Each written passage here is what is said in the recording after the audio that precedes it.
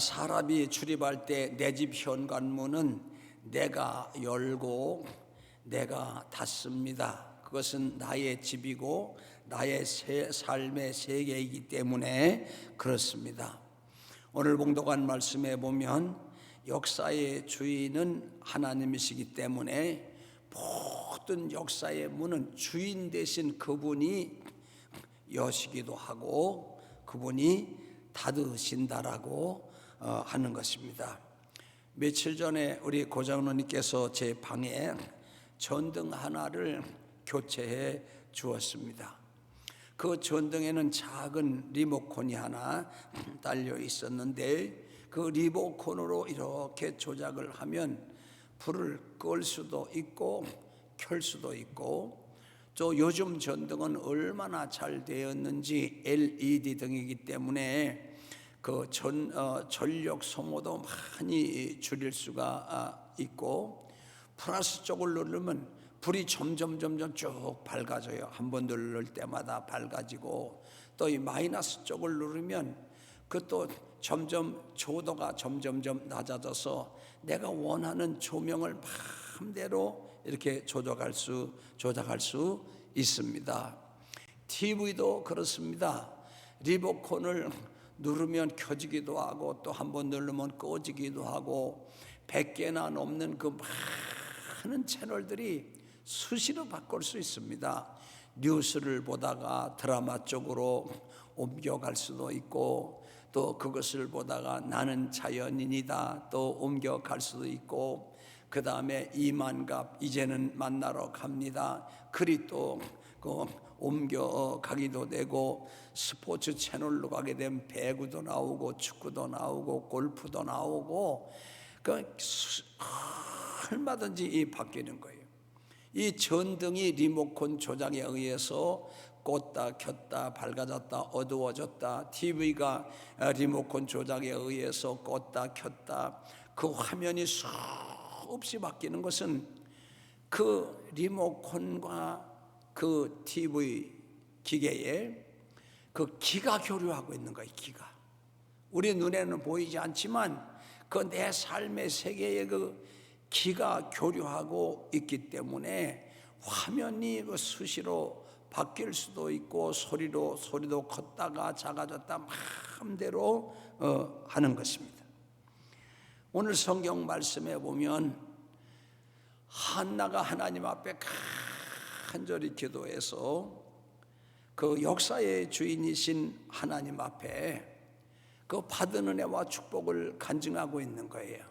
우리 방의 문은 내가 열고 닫고, 아파트 문 내가 열고 닫고, 그 다음에 그 기가 교류하고 있기 때문에 등을 밝게도 하고 어둡게도 하고, TV를 이렇게 여러 채널을 바꾸면서 우리가 볼 수 있는 것은 그 기가 그 안에 충만하 있기 때문에 오늘 찬송 중에 그 하늘에 가득 찬 영광의 하나님, 온 땅에 충만한 존귀하신 하나님, 이 온 땅에 하나님의 기운으로 충만해 있기 때문에 그분이 문을 여실 수 있고 닫으실 수 있는 것입니다.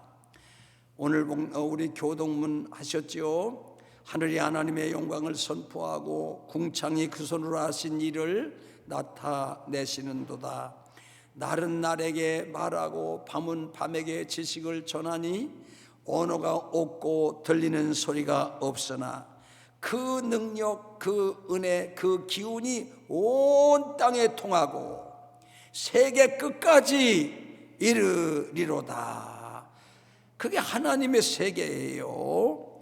그래서 오늘 봉독한 말씀에 한나가 그렇게 고백하는 겁니다. 2절, 하나님과 같은 분이 없으시니 이는 주밖에 다른 이가 없고 우리 하나님 같은 반석도 없으심이니이다. 그렇게 말하고 3절에 보니까 하나님 앞에 심히 교만한 말을 다시 하지 말 것이며 오만한 말을 너 입에서 내지 말지어다. 여호와는 지식의 하나님이시라 행동을 달아보시느니라 다 아시는 거예요. 4절과 5절에 보면 하나님의 은혜 아래서는 용사의 활은 꺾이고 넘어진 자는 힘으로 띠를 띠도다. 하나님의 세계는 다 넘어졌어도 다시 회복 못하고 다시 일어나지 못할 것 같아도 힘을 주시고 일으켜 주시는 줄 믿습니다. 5절에 보니까 유족하전자들은 양식을 위하여 품을 팔고, 영원히 잘 나가는 게 아니에요. 영원히 부자가 아닌 거예요. 하나님의 은혜를 거둬들이면 유족하던 자들은 양식을 위하여 품을 팔고 줄이던 자들은 다시 줄이지 않는다라고 하였습니다. 우리 하나님의 세계는 6절과 8절에 보니까 하나님은 죽이기도 하시고 살리기도 하시고 음부에 내리게도 하시고 올리기도 하시는 분이라고 하였습니다. 7절에 보니까 우리 하나님은 가난하게도 하시고 부하게도 하시고 낮추기도 하시지만 높이기도 하시는 분이라고 하였습니다. 8절에 매력적인 말씀이 있습니다. 가난한 자를 진토에서 일으키시고 빈핍한 자를 거름더미 위에서 일으키시고 귀족들과 함께 앉아 영광의 자리에서 복을 누리게 하신다고 말씀하였습니다. 이와 같이 하나님은 모든 역사의 주인이시고 온 땅에 하나님의 기운이 역사하고 있기 때문에 우리 하나님은 가난한 사람을 부하게 만드실 수 있습니다. 또 낮아진 사람을 우리 하나님은 높이실 수 있습니다. 어려움에 처하면 사람들이 다 떠나가지만 하나님은 진토에서 일으키시기도 합니다. 아주 빈핍한 자를 거름더미 위에서 세우시고 귀족을 만들어 주시는 분이 하나님이신 줄 믿습니다. 요셉의 생애를 보면 참 이 말씀 그대로죠. 종으로 팔려갔습니다. 노예가 되었습니다. 출퇴근이 없습니다. 보수도 전혀 없습니다. 그는 복지를 말할 수가 없습니다.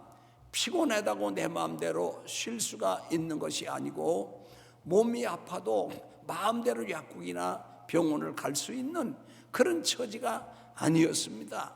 그런데 하나님이 그를 높이셨어요. 그렇게 낮은 자리, 거름더미에 있는 빈핍한 자리에 있는 아무도 그의 편이 없어요.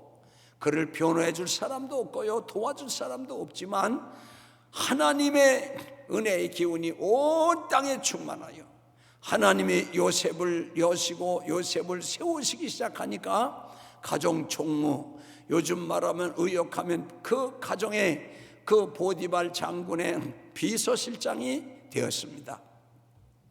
그러다 그 주인 하나님의 유혹을 거절한 관계로 누명을 쓰고 감옥에 가는데 아무도 변호해 줄 사람도 없고 요셉의 말을 귀 기울여 들어주는 사람도 없고 또 요셉은 변명 한 번 할 수가 없이 감옥에 갔습니다. 그 감옥에 갔는데 언제 기약도 없습니다. 언제 나올 것이고 언제 끝날 것이고 언제 종살이가 끝나고 언제 노예살이가 끝나고 기약이 없습니다. 근데 하나님이 그를 들어서 존귀하게 하시니까 그 교도소장이 열쇠꾸러미를 다 요셉에게 맡기고 죄수들에 의해서 그 감옥이 관리되어도 사건 사고가 하나도 없이 그렇게 형통하다가 꿈을 해몽하는 지혜를 주셨어요.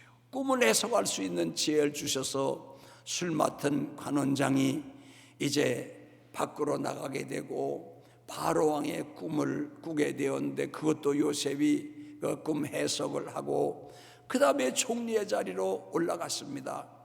여러분 그 총리의 자리에는 아무나 가는 게 아니잖아요. 대체로 우리나라로 말하면 학교에서 공부도 잘하고 사법고시, 행정고시, 외무고시 이런 것 이 패스한 사람들이 이렇게 권력을 누리다가 총리의 자리에 가는 건데, 하나님은 죽이기도 하시지만 살리기도 하실 수 있는 분이에요. 높은 자는 낮아지게도 하시고 하나님은 끌어올리셔서 존귀하게 하시듯이 요셉을 총리의 자리에 쫙 보내시는 거예요. 여러분, 이게 요셉의 얘기를 하는 것이 아니고 우리가 그렇게 될 수 있다. 나도 하나님의 은혜를 입으면 그렇게 될 수 있다. 우리에게 그런 기적이 나타날 수 있다는 사실을 여러분 믿으시기를 축원합니다. 그래서 신앙생활은 참 매력이 있는 거예요. 정말 그 매력이 있는 거예요. 할렐루야. 20, 30년 전만 해도 그런 얘기들이 많이 있었어요. 앞으로 여기서 미국도 큰 돈 들이지 않고 통할 수 있는 시대가 온다. 정말 그게 가능할까? 신문지 한 몇백 장 분량을 바로 보낼 수 있다. 그게 어떻게 가능할까? 그 다음에 여기서 지구 반대편의 그 영상을 볼 수 있다. 그게 정말 가능할까? 그게 30여 년 전이에요. 오래전 일이 아니에요. 그런데 지금 여러분 페이스톡 해가지고 참 환경 비춰주면 지금 이구아스 폭포 같다, 나이아가라 폭포 같다, 그렇게 쫙 이렇게 해서 비춰주면 다 나오는 거 아니에요? 그렇죠? 휴대폰의 기능도 전세에 그 기가 흐르고 있는 거예요. 그런데 여러분 소리는 오갈 수 있는지 모르지만 어떻게 영상까지 다 나오냐고요. 이게 사람이 만든 이 휴대폰의 세계도 과학의 세계도 이런 거예요. 그 하나님이 만드신 은혜의 세계, 날은 날에게 말하고 밤은 밤에게 지식을 전하니 언어가 없고 들리는 소리도 없으나 그 소리가 온 땅에 통하고 그 능력이 온 세계에 통하는 줄 믿습니다. 그래 우리 찬송 중에 주 하나님 지으신 모든 세계 내 마음 속에 그리워볼 때 하늘의 별 울려 퍼지는 내 속 주님의 권능 우주에 찬네 그러잖아요. 믿으십니까? 낙심하지 말아요. 사업이 어렵다고 부도났다고 주저하지 마라. 내 삶의 세계가 요셉처럼 다 무너졌다고 주저앉지 마라. 인생에 나이가 먹고 이제 인생의 후반기에 접어들었다고 해서 절대 낙심하지 마라. 모세를 보세요. 모세 80에 시작을 하는 거 아니에요. 80에 시작을 하는 거예요. 우리 권사님들도 시를 한번 써보실 수 있고 음악을 하나 작곡해 보실 수도 있고 할 수 있는 거예요. 할 수 있는 거예요. 글도 쓸 수 있고 하나님이 은혜를 주시면 그러므로 소망에 하나님을 붙들고 기도하라는 거예요. 기도하고 그 하나님을 가까이 함이 복이니까 그분이 살리시니까 높이시니까 회복시키시니까 되게 하니까 그분에게 기도해야죠. 그분하고 관계를 좋게 해야 돼. 하나님과 관계를 좋게 해야죠. 그러니까 예배 성공해야죠. 예배 성공해야죠. 그리고 그분의 말씀을 들어야죠. 우리가 순종 그러는데 그분의 말씀을 들으면 주님은 살려주시고 죽게 된 자리에서 주님은 낮은 자리에서 높여주시고 다 멸망한 자리에서 존귀하게 만들어주시는 줄 믿습니다. 그게 우리 아무리 어려워도 낙심하지 말아요. 내가 이런 하나님인지라 사무엘상 2장에서 내가 너희 아버지는 내가 이런 아버지니라 믿으시라는 거예요. 그러므로 우리는 기도로 가야 되는 것, 예배로 가야 되는 것, 순종으로 가야 되는 거예요.